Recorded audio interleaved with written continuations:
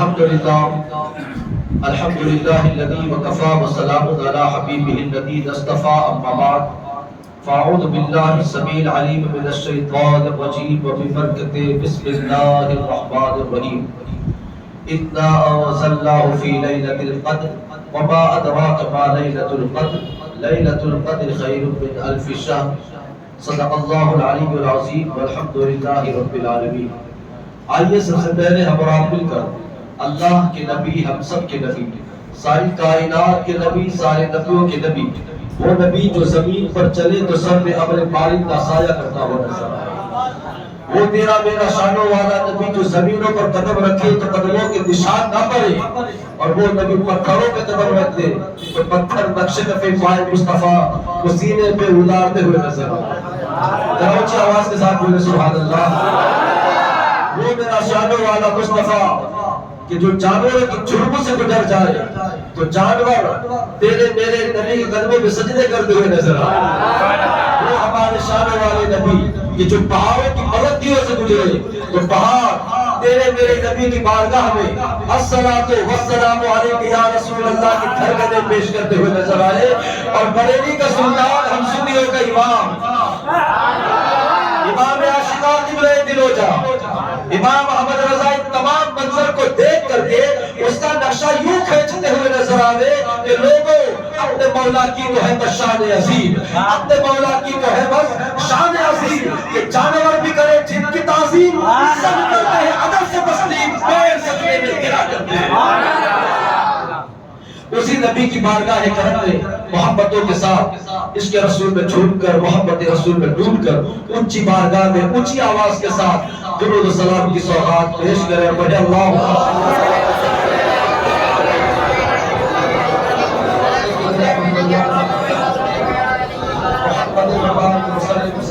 سلامت علیک یا رسول اللہ صلی اللہ علیہ وسلم. انشاءاللہ تبارک و تعالی 11 بجے سے پہلے اپنا خطاب اختتام کی طرف لے آؤں گا اور گفتگو کو کلوز کر دوں گا. جو بھی مفید باتیں ہو غور سے توجہ کے ساتھ پورے دھیان کے ساتھ سننے کی کوشش کرنا. جہاں کہیں ہماری بات آپ کے دل کو ٹچ کرے تو آپ کے دل سے سبحان اللہ کی صدا بلند ہو جائے. گفتگو وہ ہوگی قرآن و حدیث کی روشنی میں کہ آپ کی مزہ کو بھی مزہ آ جائے گا، آپ کا ایمان تازہ ہو جائے گا. یہ سرکار کا در ہے، در شاہاں تو نہیں ہے. یہ سرکار کا در ہے، در شاہاں تو نہیں ہے. جو مانگ لیا اور بھی کچھ مانگ. یہ سرکار کا در ہے، در شاہاں تو نہیں ہے.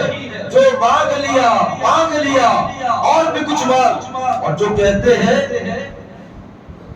جن کا خیال یہ ہے کہ سرکار دے سکتے ہیں کہ نہیں دے سکتے، ان باتوں پہ نہ جا، ان لوگوں کی باتوں پہ نہ، اور بھی کچھ مانگ. اور جھولی ہی میری تنگ تھی کیا مانگتا ان سے، جھولی ہی میری تنگ تھی کیا مانگتا ان سے. میرے آقا تو دیتے رہے اور کہتے رہے مانگ ذرا اور بھی کچھ مانگ. میرے آقا تو دیتے رہے اور کہتے رہے مانگ ذرا اور بھی کچھ مانگ. میرے اعمال کا بدلہ تو جہنم ہی تھا، میرے اعمال کا بدلہ تو جہنم ہی تھا. اور میں تو چاہتا میرے سرکار نے جانے نہ دیا. میرے اعمال کا بدلہ تو جہنم ہی تھا اور میں تو چاہتا لیکن میرے سرکار نے جانے نہ دیا. اللہ اکبر کبیرہ والحمدللہ حمدا کثیرا. میرے مصطفیٰ کریم صلی اللہ علیہ وسلم کے پیارے غلاموں، میری گفتگو 2 حصوں میں ہوگی، 2 ٹکڑوں میں ہوگی.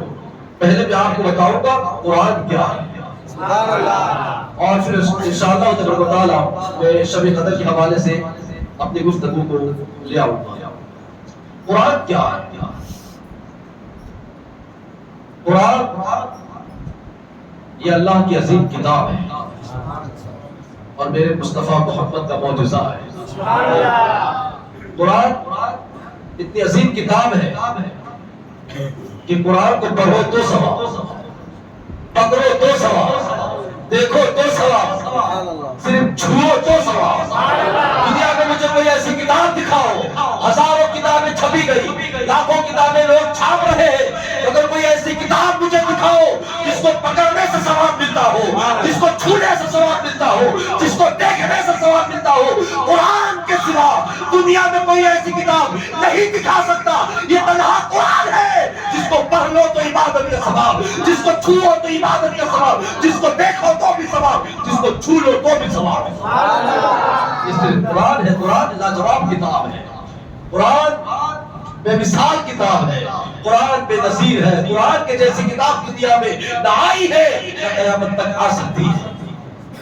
اللہ دنیا میں بے شمار کتابوں کے ماننے والے ہیں. جیسے مسلمان ہیں ہم قرآن کو مانتے ہیں, عیسائیوں کو دیکھو وہ انجیل کو مانتے ہیں, یہودیوں کو دیکھو وہ توریت کو مانتے ہیں, سکھوں کو دیکھو وہ گرنتھ کو مانتے ہیں, ہندوؤں کو دیکھو تو وہ گیتا کو مانتے ہیں.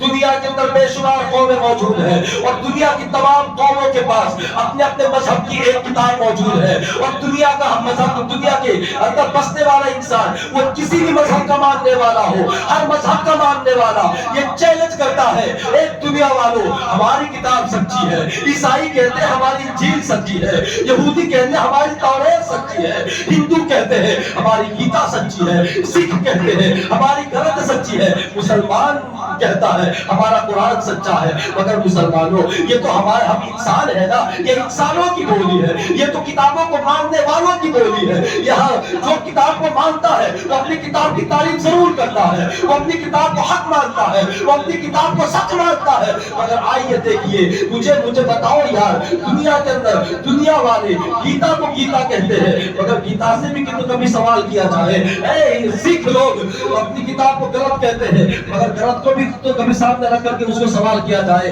کہ وہ تمہارے سوالوں کا جواب دے سکتی ہے کہ نہیں دے سکتی ہے. اللہ اکبر. میں آپ کو ایک مثال دیتا ہوں, توجہ کے ساتھ میرے دھیان کے ساتھ میری گفتگو کو سننا. میں ایک مثال دیتا ہوں, مثال کو سمجھ لیجئے, آنے والی گفتگو آپ کی سمجھ میں آ جائے گی. یہ ہمارا شہر ہے, یہ ہمارا علاقہ ہے, یہ ہمارا گاؤں بڈوئی ہے. ہمارے گاؤں کے اندر کوئی اجنبی آدمی, 2-4 اجنبی آدمی آ جائے, جن آدمیوں کو نہ ہم نے کبھی دیکھا ہو نہ آپ نے کبھی دیکھا ہو, الگ آدمی ہو, اجنبی ہو, ان کو ہم نے پہلے کبھی نہ دیکھا تھا نہ کبھی ملاقات تھی, مگر ہمارے گاؤں کے اندر اجنبی آدمی آ جائیں گے تو کچھ سوال ہم ان کو دیکھ کر کے پوچھیں گے. ہماری سوسائٹی میں اگر کوئی اجنبی آدمی آ جائے تو ہم ان سے سوال کرتے ہیں. کیا سوال کرتے ہیں؟ پہلا سوال کرتے ہیں اجی کون ہو, تمہارا نام کیا ہے. دوسرا سوال کرتے ہیں تم کہاں سے آئے ہو. تیسرا سوال کرتے ہیں کس کے یہاں آئے ہو. چوتھا سوال کرتے ہیں کیوں آئے ہو. پانچواں سوال کرتے ہیں کب آئے ہو. یہ سوال کیے جاتے ہیں کہ نہیں کیے جاتے. اجنبی آدمی اگر آپ کی سوسائٹی میں آ جائے, آپ کے محلے میں آ جائے اور آپ ان سے سوال کرو اور آنے والا آپ کے سارے سوالوں کے سارے جواب دے دے, آپ مطمئن ہو جائیں گے, آپ کو اطمینان ہو جائے گا. آنے والا دھوکے باز نہیں ہے, آنے والا ڈاکو نہیں ہے, آنے والا ہم کو دھوکے میں نہیں ڈال سکتا, آنے والا لوٹ مار نہیں کر سکتا, مگر وہ آنے والا اجنبی, ان سے آپ سوال کرو اور آپ کے سوال کا جواب نہ دے. وہ کب آیا, جواب نہ دے. کیوں آیا, جواب نہ دے. نام کیا ہے, جواب نہ دے. کس کے یہاں آیا, جواب نہ دے. تو پھر آپ کے ذہن کے اندر یہ بات آئے گی یہ ہمیں دھوکہ دے سکتا ہے, یہ سوسائٹی کے اندر افراتفری مچا سکتا ہے, یہ ہماری سوسائٹی کو لوٹ سکتا ہے, یہ ڈاکہ زنی کرتا ہے, یہ ڈاکہ زنی کر سکتا ہے. میرے مصطفیٰ کریم کے پیارے غلاموں, بس یہ میری مثال تھی. اب میری گفتگو کو سنیے. اب یہ دنیا کی ساری کتابیں ہیں, دنیا کے اندر لوگوں نے لکھی ہے, اور جو کتابیں آسمان سے نازل ہوئی ہے وہ کتابیں بھی دنیا کے اندر موجود ہیں, مگر اللہ اکبر کبیرہ. اب دیکھیے نا, ہم مسلمان قرآن کو قرآن کہتے ہیں, ہندو گیتا کو گیتا کہتے ہیں, سکھ اپنی گرنتھ کو گرنتھ کہتے ہیں, اسی طریقے سے جو یہودی ہے وہ توریت کو توریت کہتے ہیں. مگر میں کہتا ہوں اے زمانے والوں, یہ دنیا کے لوگ ہیں جو تمام کتابوں کو نام دے دے کر کے پکارتے ہیں. ایک کام کرو, دنیا کا کوئی انسان ان کو گیتا نہیں کہے گا, ان کو توریت نہیں کہے گا, ان کو قرآن نہیں کہے گا, بلکہ ان تمام کتابوں کو ایک ٹیبلز کے اوپر لگا دیا جائے, ایک ٹیبلز کے اوپر تمام کتابوں کو جمع کر دیا جائے, اور دنیا کے سارے انسان ایک میدان کے اندر بیٹھ جائے، ادھر ہندو بیٹھ جائے، ادھر مسلمان بیٹھ جائے، ادھر کافر بیٹھ جائے، ادھر سکھ بیٹھ جائے، اور اپنی اپنی کتابوں کو ایک ٹیبل کے اوپر رکھ کر کے ان کتابوں سے سوال کیے جائے، اے گیتا بولتے تجھے تو دنیا والے گیتا کہتے ہیں، مگر تو بتا تیرا نام کیا ہے، تو بتا تیرا نام کیا ہے، اے گرنتھ تجھے تو تیرے ماننے والے گرنتھ کہتے ہیں، مگر تو اپنے اندر سے بتا تیرا نام کبھی کیا پوری کتاب کے اندر غلط کہیں کسی جگہ پہ آیا ہے؟ اللہ اکبر۔ اب دیکھیے نا، ایک ٹیبل کے اوپر تمام کتابیں رکھی ہوئی ہے، ہم نے پہلا سوال پوچھا ہے تمام کتابوں سے، گیتا بھی موجود ہے، انجیل بھی موجود ہے، گرنتھ بھی موجود ہے،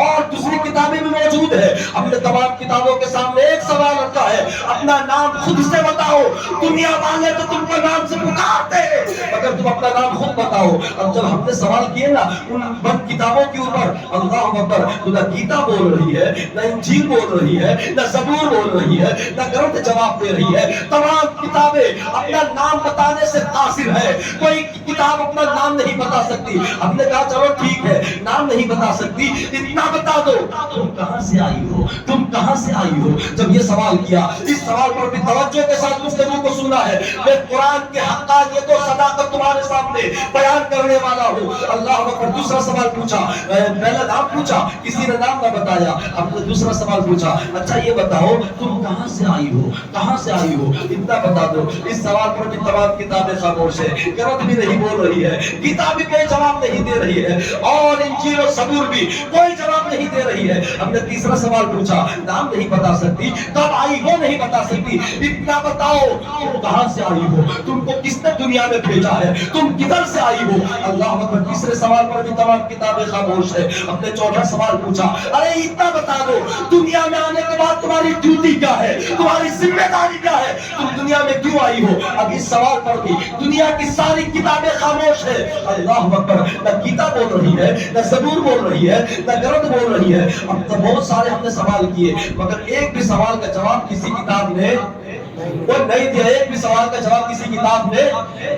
آپ دیکھیے تمام کتابوں کے ماننے والے موجود ہیں میدان کے اندر، بیچ میں کتابیں رکھی ہے، ایک طرف عیسائی ہے، ایک طرف یہودی ہے، ایک طرف سکھ ہے، ایک طرف مسلمان ہے، سارے کتابوں کے ماننے والے بھی موجود ہیں۔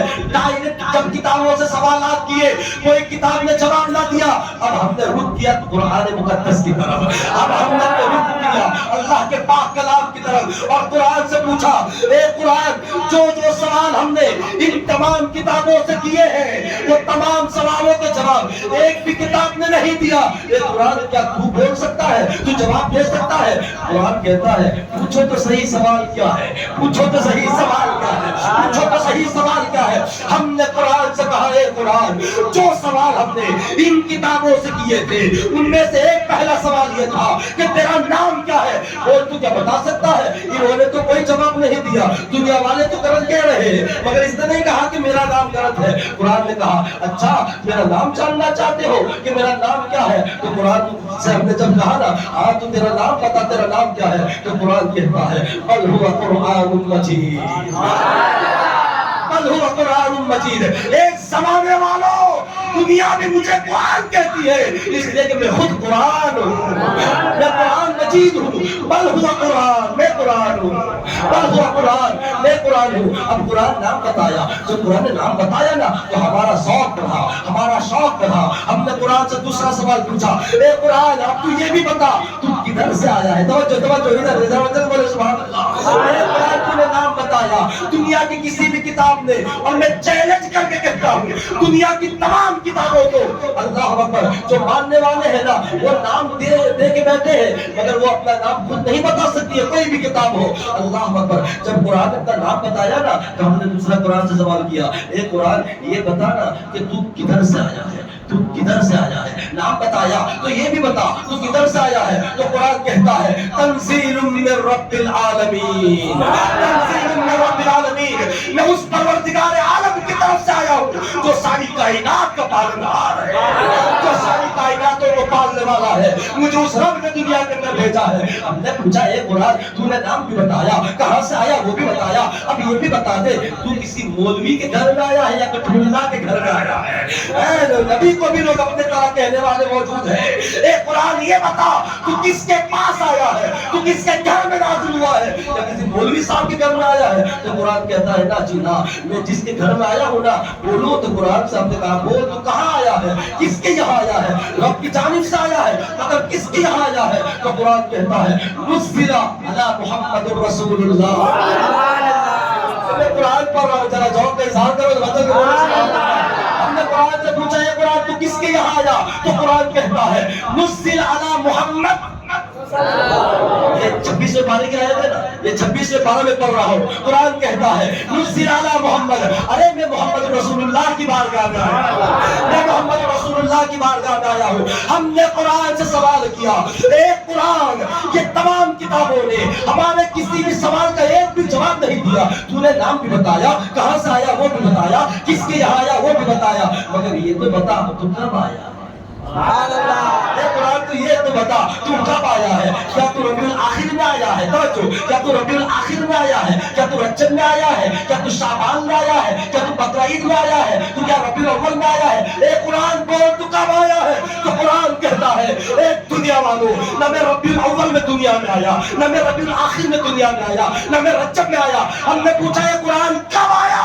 تو قرآن کہتا ہے شہر رمضان الذی انزل فیہ القرآن، شہر رمضان الذی انزل فیہ القرآن۔ ایک زمانے والوں، میں تو رمضان کے مہینے میں دنیا میں آیا ہوں، میں تو رمضان کے مہینے میں دنیا میں آیا ہوں۔ اب دیکھو نا، یہ تمہاری کتاب ہے، یہ اللہ کی پاک ہے، اللہ کا پاک کلام ہے جو ہر سوال کا جواب دے رہا ہے۔ اللہ اکبر۔ ہم نے قرآن سے پوچھا اچھا تو رمضان میں آیا ہے؟ بالکل میں رمضان میں آیا ہوں۔ شہر رمضان الذی انزل فیہ القرآن، یہ وہ قرآن ہے جو رمضان میں نازل ہوا ہے، یہ وہ قرآن ہے جو رمضان میں نازل ہوا ہے۔ ہم نے قرآن سے پوچھا ٹھیک ہے تو نے یہ تو بتایا کہ میں رمضان میں آیا ہوں، مگر یہ تو بتا کہ دن میں آیا ہے کہ رات میں آیا ہے؟ دن میں آیا، بچا کے بول رہے ہیں سبحان اللہ۔ اے قرآن تو رمضان میں دنیا میں آیا، مگر یہ بتا کہ تو دن میں آیا تھا یا رات میں آیا تھا؟ تو قرآن کہتا ہے اچھا یہ بھی جاننا چاہتے ہو کہ میں دن میں آیا کہ رات میں آیا؟ ہم نے کہا بول تو کب آیا ہے؟ قرآن کہتا ہے میں دن میں نہیں آیا بلکہ میں تو شب قدر کی رات میں آیا ہوں۔ اِنَّا أَنزَلْنَاهُ فِي لَيْلَةِ الْقَدْرِ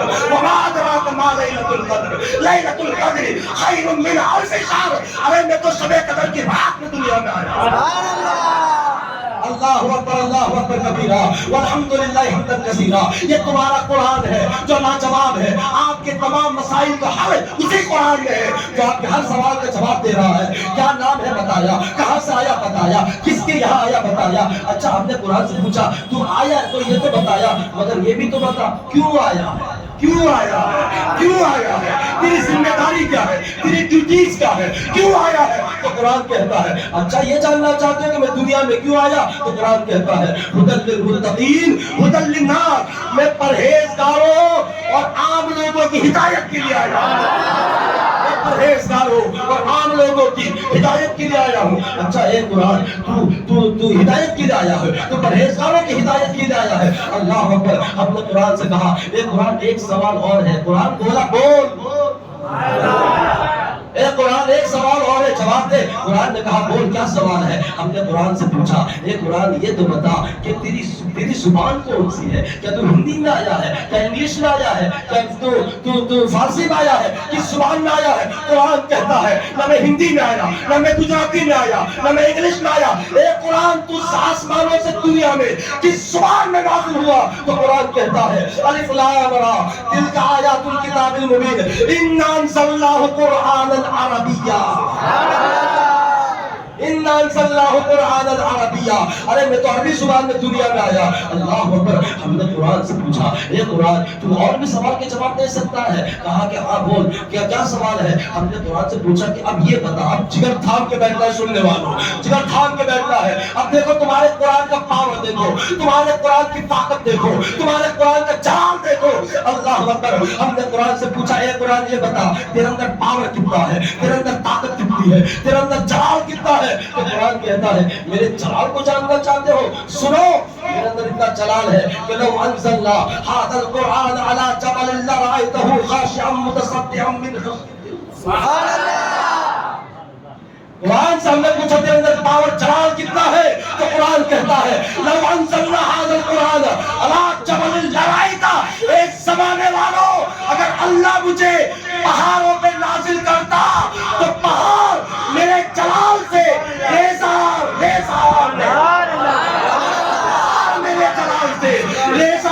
ہو جاتے. ہم نے قرآن سے کہا اب بڑے کمال والی بات ہے، اب آپ نے اچھل کے سبحان اللہ بول رہا ہے. ہم نے قرآن سے کہا اے قرآن تیرے اندر اتنا پاور کہ تجھے اگر اللہ پہاڑوں پہ نازل کرتا تو تو پہاڑ ریزہ ہو جاتے. تو پھر تو کدھر نازل ہوا؟ کیا درختوں پہ نازل ہوا؟ کیا درختوں کے پتوں پہ نازل ہوا؟ کیا سمندروں کی لہروں پہ نازل ہوا؟ کیا دریا کی موجوں پہ نازل ہوا؟ اے قرآن بول تو کدھر نازل ہوا؟ تو قرآن کہتا ہے نہ میں درختوں پہ نازل ہوا، نہ میں پہاڑوں پہ نازل ہوا، اور نہ میں سمندروں کی لہروں پہ نازل ہوا، اور نہ ہی میں دریاؤں کی موجوں پہ نازل ہوا. اے قرآن بول تو پھر تو کدھر نازل ہوا؟ تو قرآن کہتا ہے اللہ قلبک لتکون. اللہ اکبر کبیرہ والحمدللہ حمدا کثیرا نزل به الروح الامین علی قلبک لتکون من المنذرین. نزل به الروح الامین علی قلبک لتکون من المنذرین. میں نہ دریاؤں میں نازل ہوا، نہ پہاڑوں پہ نازل ہوا، میں جبریل کے ذریعے محمد کے سینے پہ نازل ہوا. میں جبریل کے ذریعے محمد کے سینے پہ نازل ہوا. میں نے کہا کہ قرآن تیرے اندر تو اتنا پاور تھا کہ تو اگر پہاڑوں پہ نازل ہوتا تو پہاڑ ریزہ ہو جاتا، اور محمد کے سینے پہ تو نازل ہو گیا. محمد کی صلی اللہ علیہ وسلم تو محمد کے سینے پہ نازل ہو گیا اور محمد کے سینے کو کچھ نہ ہوا. تو قرآن کہتا ہے ارے کیا بتاؤں، محمد کا سینہ اتنے جمال والا تھا، اتنے جمال والا تھا، اتنے جمال والا تھا کہ میں جمال والا محمد کے سینے پہ اتر کے جمال والا بنا، ایسا جمال والا بنا، ایسا جمال والا بنا کہ سینہ محمد کے صدقے میں محمد کی امت کے بچہ بچہ اپنے سینے پہ مجھے نعرہ تکبیر، نعرہ رسالت، نعرہ حیدری، بالکل نعرہ حیدری لگا چاہیے، اور لگاؤ نعرہ حیدری، نعرہ تحقیق. بالکل یہ ہمارے بزرگ ہیں اور یہی ہمارے اسلام کی بنیادیں. ابو بکر عمر عثمان حیدر یہ اسلام کی بنیادیں. بالکل. اور یہ 21 رمضان کو مولا علی مشکل کشا کی شہادت کا دن تھا، اور یہ میدان بدر اسلام کی پہلی جنگ 17 رمضان، وہ بھی رمضان میں. مجھے موقع نہیں ملے ادھر بیان کرنے کا، ورنہ میں آپ کو بتاتا کہ 17 رمضان جو اسلام کی پہلی جنگ ہوئی تھی نا میدان بدر، 313 مجاہد، سامنے 1000 کا لشکر. ان لوگوں کے پاس کسی کے پاس تلواریں، 2 برچھیاں، 5 گھوڑے مسلمانوں کے پاس، اور ان لوگوں کے پاس سامان جنگ کی تعداد کی کوئی کثرت کی کوئی گنتی نہیں تھی. مگر اللہ اکبر جب میرے محمد کے شیر میدانوں میں آئے تو تاریخ لکھنے والے لکھتے ہیں کہ 313 لوگوں نے 1000 لوگوں کے ایسے چھکے چھڑائے کہ 70 لوگوں کو جھوستے جہنم کر دیا تھا اور میدان بدر کو فتح کر لیا تھا. مگر بڑے کمال کی بات میں بتاؤں، یہ نعرہ حیدری سے مجھے یہ بات ذہن کے اندر آ گئی کہ جب 70 کافر میدان بدر میں مارے گئے نا، ان 70 میں سے صرف 35 کو مولا علی نے مارا.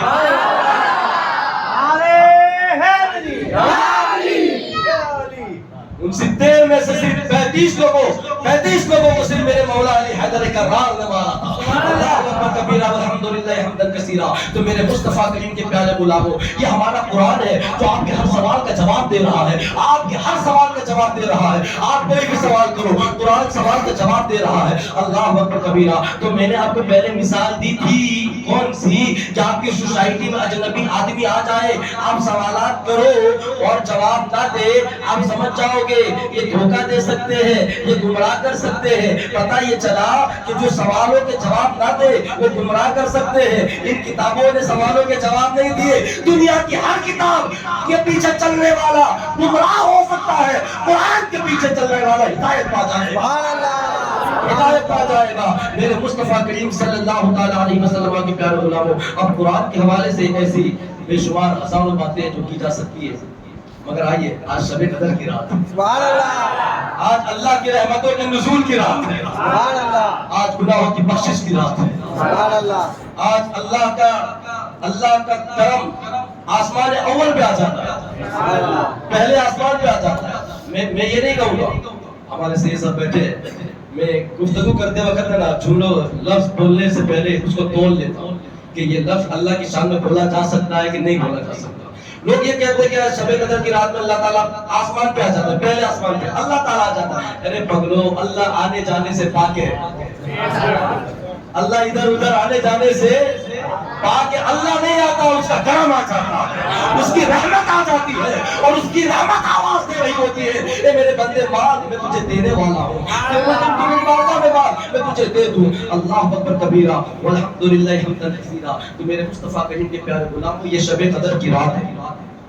اب شب قدر کی رات کے حوالے سے بے شمار احادیث بھی ہیں، اقوال بھی ہیں کہ شب قدر کو رمضان کے آخری عشرے کی تاک راتوں میں تلاش کرو، خالی جگہ پر کرو۔ رمضان کے آخری عشرے کی تاک راتوں میں شب قدر کو تلاش کرو، ٹھیک ہے؟ کون کون سی ہے؟ 21 23 29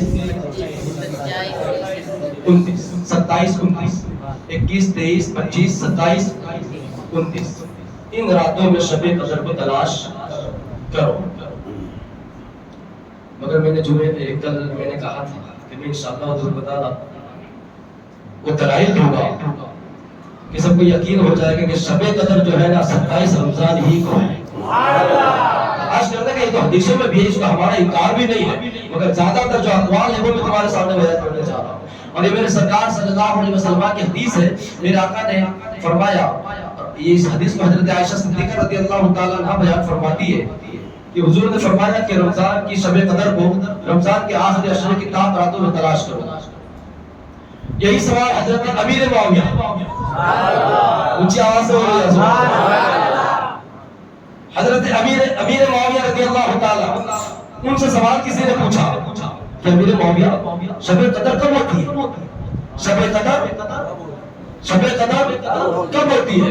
تو حضرت امیر معاویہ رضی اللہ تعالیٰ وہ سوال کرنے والوں سے کہتے ہیں، وہ سوال کرنے والوں، یہی سوال میں نے اپنے محمد آقا مصطفیٰ کریم سے سوال کیا تھا، یہی سوال میں نے اپنے نبی سے کیا تھا، یہی سوال میں نے اپنے آقا محمد صلی اللہ علیہ وسلم سے پوچھا تھا کہ یا رسول اللہ صلی اللہ علیہ وسلم شب قدر کب ہوتی ہے؟ تو آقا نے فرمایا تھا امیر معاویہ شب قدر تلاش کرتا ہے۔ ارے شب قدر رمضان کی 27ویں شب کو ہوتی ہے، شب قدر رمضان کی 27ویں شب کو ہوتی ہے، یہ حضرت امیر معاویہ رضی اللہ تعالیٰ عنہ کی روایت ہے۔ اور اتنا بیان کرنے کے بعد وہ اپنے رخ کو قرآن شریف کی طرف کرتے ہیں اور قسم اٹھاتے ہیں، اللہ کی قسم اٹھا کے کہتے ہیں، اے دنیا والوں، شب قدر جو آتی ہے وہ رمضان کی 27ویں شب کو ہوتی ہے۔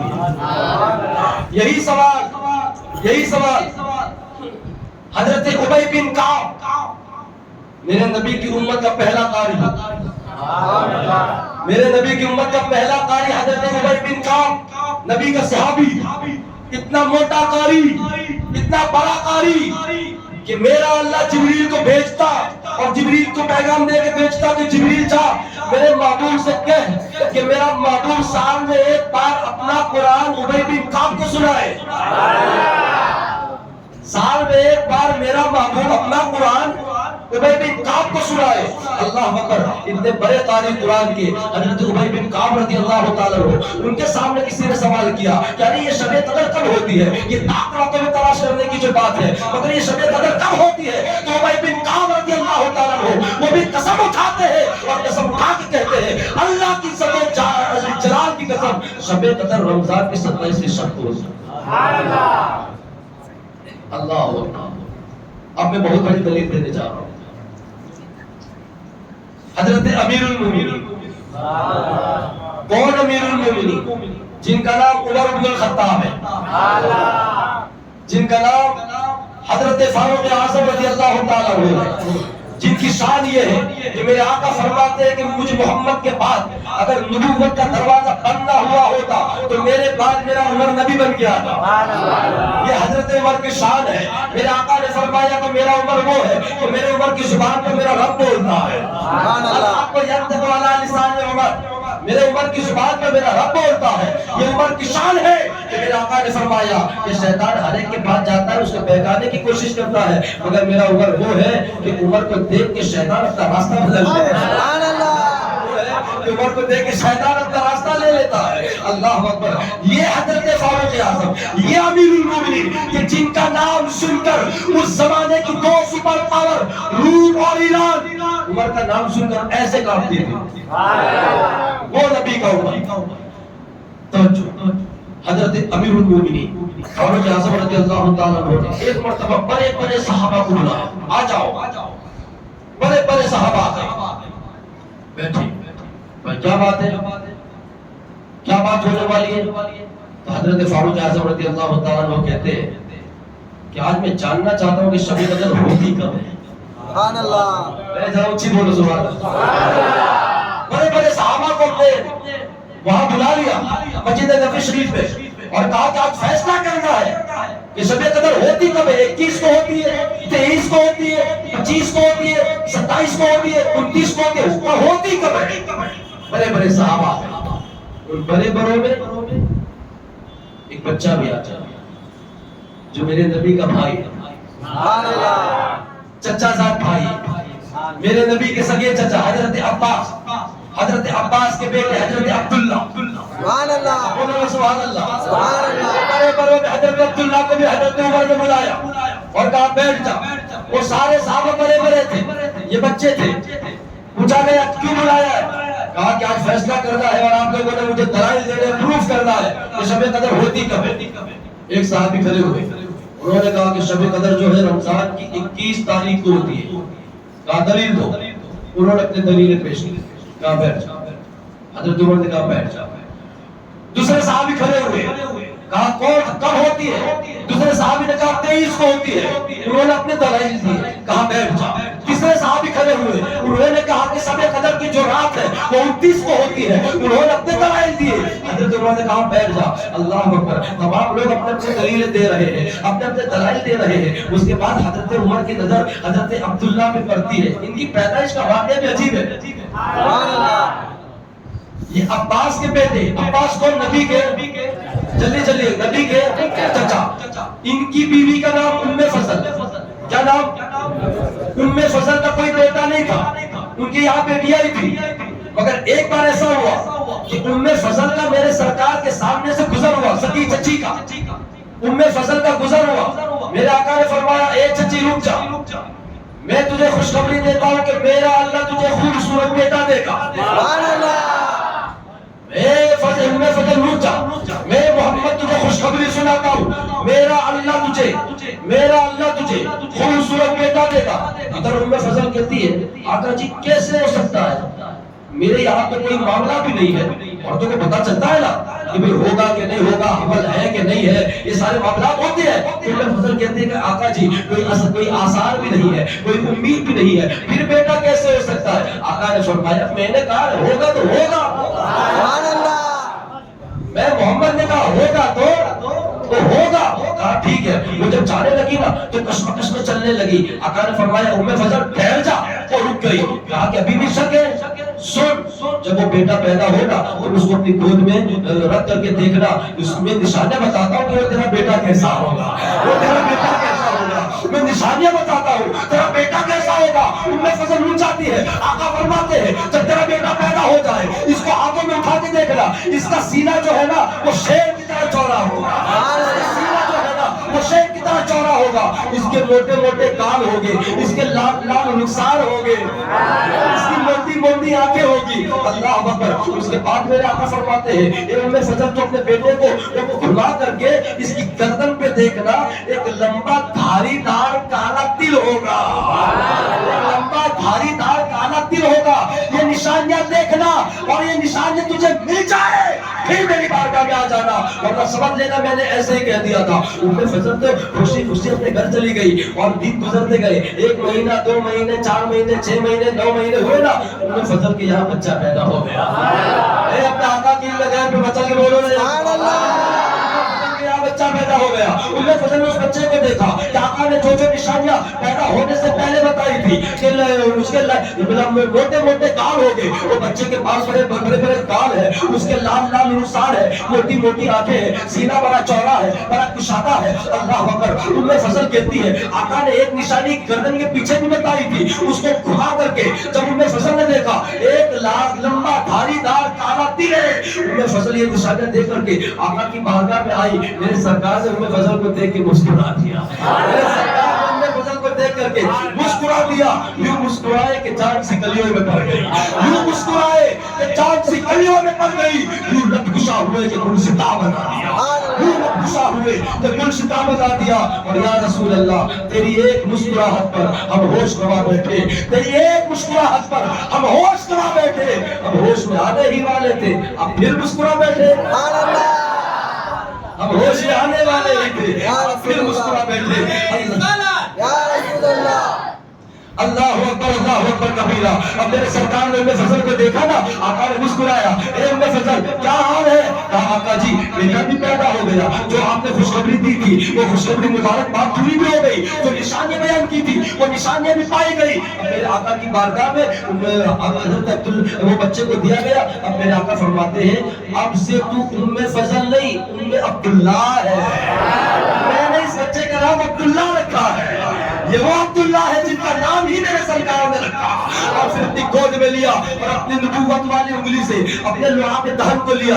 اور اللہ اکبر, یہ وہی انگلی تھی جو کبھی امام حسن کے منہ میں گئی تھی, اور یہ کبھی امام حسن کے منہ میں گئی تھی, کبھی امام حسین کے منہ میں گئی تھی. آج میرے سرکار اپنے لعاب دہن کو لے کر کے عبداللہ کے منہ میں انگلی ڈالتے ہیں اور اب تک دھوپ مبارک چساتے ہیں, دھوپ مبارک چساتے ہیں. اور اللہ اکبر جب واپس دیتے ہیں نا تو امی کہتی ہے, ام فضل کہتی ہے آقا جی آپ نے خوشخبری سنائی, بیٹا ہو گیا, اب بیٹے کی پیدائش پر کچھ انعام تو دو, سبحان اللہ. کچھ انعام تو میرا آقا نے کہا ٹھیک ہے جا لے جا, تیرا بیٹا بادشاہ کا خواب بننے والا ہے. کھتے بولے ہو یار, لے جا جا, تیرا بیٹا بادشاہوں کا باپ بننے والا ہے. قسم خدا کی تم حضرت عبداللہ کے بیٹوں کی تاریخ اٹھا کر کے دیکھو, 650 برس تک حضرت عبداللہ کے بیٹوں نے اسلام پر حکومت کی ہے. 650 برس تک حضرت عبداللہ کی نسل میں جو اولاد چلی ہے انہوں نے 650 برس تک اسلام پر حکومت کی ہے. یہ میرے سرکار کا علم غیب ہے کہ آقا اگر بتانے کے لیے آئے تو ماں کے پیٹ میں بچہ ہوگا کہ نہیں ہوگا وہ بھی بتا دیتے ہیں, اور بچہ پیدا ہونے کے بعد کتنے سال تک اس کی اولاد حکومت کرے گی میرے آقا وہ بھی خبر دے دیتے ہیں. اب یہی حضرت عبداللہ حضرت عمر کی بارگاہ میں بیٹھے, سارے صحابہ نے توجہ ہے بس ہے راضی ہے, جب بولے سبحان اللہ. ہر صحابی کھڑا ہوا, کسی نے کہا 21, کسی نے کہا 23, کسی نے کہا 29, کسی نے کہا 25, اپنے اپنے دلائل دیے بیٹھ گئے. حضرت عمر نے دیکھا عبداللہ کی طرف, چھوٹے تھے, عبداللہ تو بول, کہا کہ حضور آپ نے تو کہا ہے کہ بڑوں میں مت بولا کر, آپ ہی نے تو کہا ہے کہ بڑوں میں مت بولا کر, کہا کہ تو بھلے چھوٹا ہے مگر تیرے پاس علم جو ہے نا وہ سکھایا تجھے علی نے, تیرا استاد علی ہے, ہاں تجھے سکھایا علی نے. اب تو بول, میں کہتا ہوں بول, تیرا کیا خیال ہے شب قدر کب ہوتی ہے؟ اب کوئی بندہ خاموش نہیں رہے گا, توجہ کے ساتھ. حضرت عبداللہ سے کہا بول تیرا کیا خیال ہے شب قدر کب ہوتی ہے؟ حضرت عبداللہ کہتے ہیں میرا خیال ہے کہ شب قدر رمضان کی 27ویں شب کو ہوتی ہے. کہا کیا دلیل ہے؟ کہا کہ اس کی دلیل یہ ہے کہ اللہ تعالیٰ کو 7 کا عدد بہت پسند ہے. کون سا کون سا کون سا؟ حضرت عبداللہ سے حضرت عمر نے پوچھا شب قدر 27ویں شب کو ہوتی؟ کہا کیسے؟ کہا کہ اللہ تعالیٰ کو سات کا عدد بہت پسند ہے۔ کہا کیسے؟ دلیل دے۔